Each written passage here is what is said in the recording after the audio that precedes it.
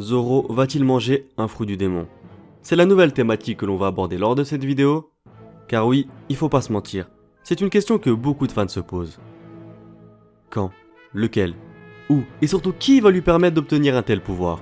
Tant de questions qui visent à séparer les fans de ce personnage en deux groupes. Car oui, on a d'un côté les fans qui pensent que ça pourrait dénaturer en quelque sorte un peu l'essence même du personnage, et de l'autre côté, on a les personnes qui pensent que ça serait une opportunité pour lui de devenir beaucoup mais beaucoup plus fort. Et personnellement, par rapport à ce débat, je me place plutôt du côté des personnes qui pensent que si Zoro est autant apprécié dans ce manga, c'est en partie grâce au fait qu'il possède une force immense, et ce sans avoir eu recours à un pouvoir de fruit du démon. D'ailleurs, on constate très bien qu'il n'en a pas vraiment besoin. Et comme preuve, je peux citer par exemple le fait qu'il ait réussi à abattre Kaku, un puissant utilisateur de type Zoan, ou je peux vous citer par exemple sa victoire face à Mr. One, un redoutable adversaire qui a mangé un fruit du démon de type Paramecia. Et en tout cas, une chose est sûre, même si je ne souhaite pas qu'il possède un fruit du démon, je pense que ça va malheureusement arriver, et peut-être même bien plus tôt que prévu. Je m'explique.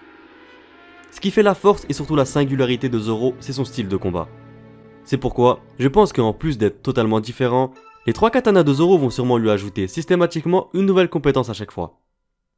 Et donc, c'est ainsi que nous retrouvons désormais Zoro avec le Wado Ishimonji, un Saijo Asamono qui appartenait jadis à Kuina et qui sera aussi par la même occasion un katana dit normal mais surtout très résistant, comme l'a pu indiquer Mio qu'il y a de ça déjà 2 ans. Ensuite, nous retrouvons Enma, un autre Saijo Asamono qui a appartenu jadis à Oden Kuzuki, et cette fois-ci, on constate bel et bien que ce katana donne la particularité à Zoro d'extraire, d'utiliser, mais surtout contrôler d'une main de maître le véritable pouvoir que procure le haki de l'armement. Bien sûr, vous n'êtes pas sans savoir qu'un grand pouvoir implique sûrement de grandes responsabilités. De ce fait, cela le rend extrêmement difficile à manier, à tel point qu'avant qu'elle ne soit donnée à Zoro, Oden a été le seul qui a réussi à contrôler complètement Enma. Et donc, c'est après avoir testé le sabre pour la première fois, que Zoro a accidentellement coupé une grande section de la falaise alors qu'il voulait juste à la base couper un arbre. Enma ayant non seulement renforcé le durcissement de son haki, mais aussi émacié par la même occasion tout son bras. Itetsu nota alors qu'un épéiste normal essayant d'utiliser Enma serait alors vidé de tout son haki. Mais bon, comme l'a démontré Zoro, avec une maîtrise suffisante du haki, on peut donc forcer le haki extrait par Enma à refluer de la lame vers le corps de l'utilisateur.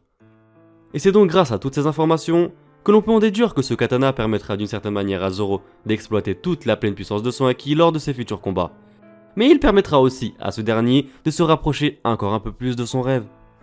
Et donc pour faire un rapide récapitulatif, nous avons un katana ordinaire, un katana qui est plutôt spécialisé dans l'utilisation du haki, et pour finir, je pense que Zoro obtiendra sûrement un katana qui aura la particularité d'avoir à manger un fruit du démon. Eh bien oui, vous avez bien entendu, je pense réellement que Zoro va obtenir un aussi incroyable katana, et ce pour plusieurs raisons. La première des raisons, et la plus évidente pour moi, c'est qu'il en aura vraiment besoin lors de ses futurs combats, et il en aura sûrement d'autant plus besoin lors de son affrontement face à l'équipage de l'empereur Kaido. De plus, pour pouvoir devenir le meilleur épéiste au monde, Zoro doit forcément posséder un katana rare, mais surtout de très grande envergure. Katana avec lequel il parviendra sûrement à battre dans le futur des épéistes aussi puissants que Vista ou Mihawk par exemple. Et quand on réfléchit bien, je me dis que c'est pas quelque chose de complètement irréalisable. Car comme vous le savez déjà, le Dr Vegapunk a réussi à pouvoir faire manger des fruits du démon à certains objets. Et c'est donc grâce à ça que nous avons fait la rencontre d'une épée appelée Funkfried, épée qui, je le rappelle, avait la particularité d'avoir mangé le Zozonomi, un pouvoir de fruit du démon qui avait confié à la lame de Spandam la capacité de se transformer en éléphant ou en une forme hybride éléphant. Et donc, si Spandam a réussi à mettre la main sur un katana aussi spécial, pourquoi pas Zoro?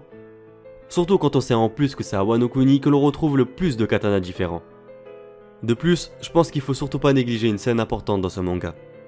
Cette scène, c'est la discussion que l'on a pu apercevoir entre Orochi et le CP0 à Wano Kuni, et dans ces discussions, on avait pu voir 3 d'entre eux négocier discrètement avec ce dernier. Et les négociations se sont finalement pas totalement déroulées comme prévu, puisque le shogun a demandé une grande exigence au CP0. Car oui, Orochi l'a dit que si le CP0 se décidait à lui ramener le Dr Vegapunk, eh bien il accepterait de leur donner en échange une très grande quantité d'armes. Et donc, juste avec cette information, je pense que vous devez savoir où je veux en venir.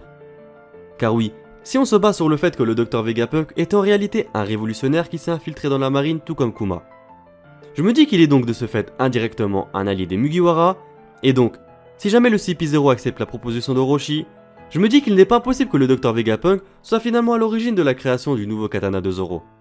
Après, la question qu'on peut se poser tout naturellement, c'est quel sera le type de fruit que va posséder ce nouveau katana. Et pour ma part, c'est simple, même très simple. Il ne peut s'agir pour ma part que d'un seul et unique type, un Logia. Qui plus est, pas n'importe lequel, puisque je suis sûr et certain qu'il sera sûrement lié au feu. Je m'explique.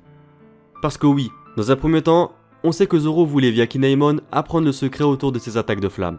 De plus, Zoro est le seul personnage du Monster Trio qui n'a pas d'attaque liée au feu. Et ça, c'est quand même un peu dommage, je trouve. On sait aussi que les fruits du démon liés au feu ou à la chaleur, il y en a plein dans One Piece.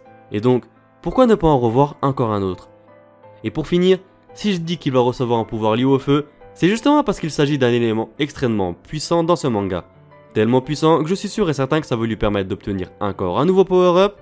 Et donc, lorsqu'il possédera ce nouveau katana, Roronoa Zoro pourra sûrement prétendre un jour au titre de meilleur épéiste au monde. De plus, je me dis que grâce à ça, Ichiro Oda pourra faire d'une pierre deux coups.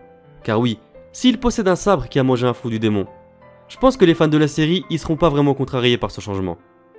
Et je dis ça dans le sens où ça serait finalement pas lui qui aurait mangé un fruit du démon.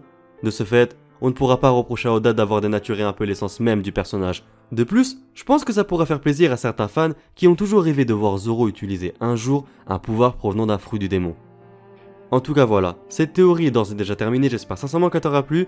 Si c'est le cas, je compte vraiment sur toi pour t'abonner, c'est vraiment important, à activer la petite cloche des notifications pour ne rien louper des prochaines sorties. Je compte aussi sur toi pour me suivre sur tous mes réseaux sociaux, à liker et surtout à partager un maximum cette vidéo, c'est vraiment important. Moi je te dis à très bientôt pour de prochaines vidéos. Jana!